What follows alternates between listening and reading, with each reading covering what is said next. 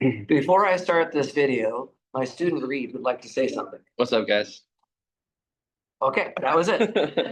What I'm going to do in this video is show a really nice example that combines the concept of linear independence with the idea of a one-to-one linear transformation.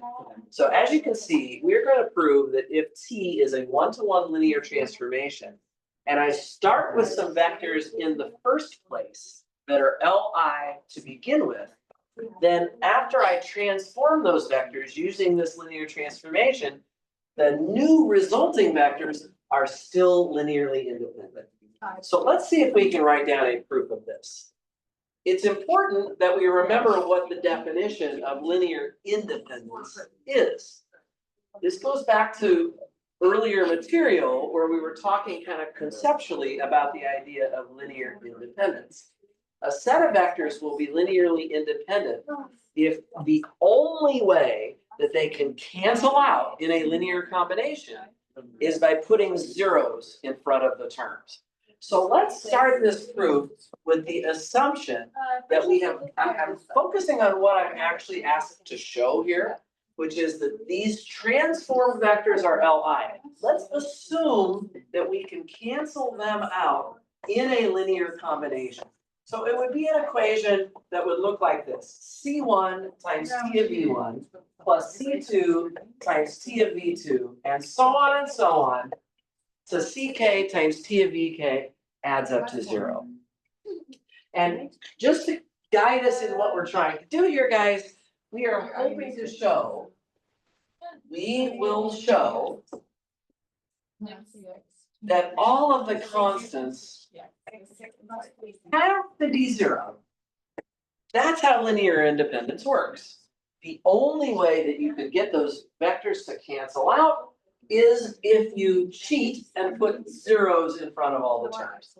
That's what we're going to hopefully arrive at for our conclusion, but this is what we're starting right here. Now let's remember that T is linear, and that means that T respects addition and scalar multiplication. And so in particular, it would respect the linear combinations, such as what we see on the left side of this equation. So we use the fact that T is linear as our first step.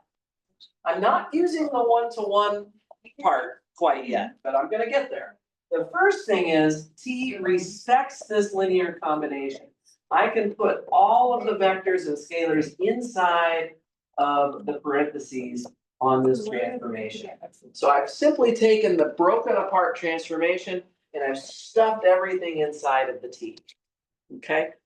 Usually we see it the other way around, don't we? We usually see it starting off like this and then we break it out. But here we've started out with it broken out and we have to put everything on the inside. Now, what you have here, guys, is a vector. This big thing in the parentheses. This vector is being transformed to 0. That means that this vector lives in the kernel of T. So C1 times V1 plus C2 times V2 and so on plus CK times DK is an element of the kernel of T. Remember, the kernel is those vectors that get transformed to 0. So this vector is getting transformed to 0. But let's remember what the kernel has anything to do with up here. We hopefully remember that a one-to-one transformation, by definition, a linear transformation is one-to-one if that kernel is 0. That's what one-to-one actually means. So this thing here is since T is one-to-one. So this big linear combination, it lives in the kernel, but if it lives in the kernel, it must be 0. Because 0 is the only thing making up my kernel. Let's write that down. C1 times V1 plus C2 times V2 and ... plus CK times VK is therefore equal to 0. This is a linear combination, not of the transformed vectors, but actually of the original vectors.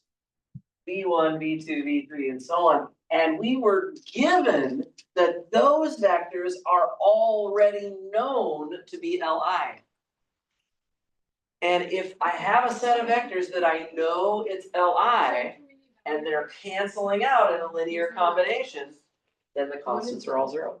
It's just the X. Right, so since we're done with the proof already, guys. Since V1, V2 up to Vk is Li, then We're gonna put. C1 and C2 and dot dot dot up to CK, those are all equal to zero. That is what we said we would show, that all of those constants are zero. And that proves that my transformed vectors remain linearly independent. So if you have a linear transformation that's not one-to-one, then you can start with some linearly independent vectors. And after transforming them, they can become dependent. In the general situation, that is possible. However, if T is one-to-one, then linear independence is preserved under applying the transformation to the vectors, which is really quite a neat thing. All of our X's. So that is Oh, no. Yeah. all I got to say about this, but I wanted to just share a very nice problem that ties together linear independence with one-to-one linear transformations. I hope it makes sense, guys. If for any reason you have questions about it, or if it doesn't make sense, I hope you will stop by and reach out to me. Meanwhile, I hope you have a good rest of your day, and I'll see you again soon in the next video. That's it. Okay. Yay!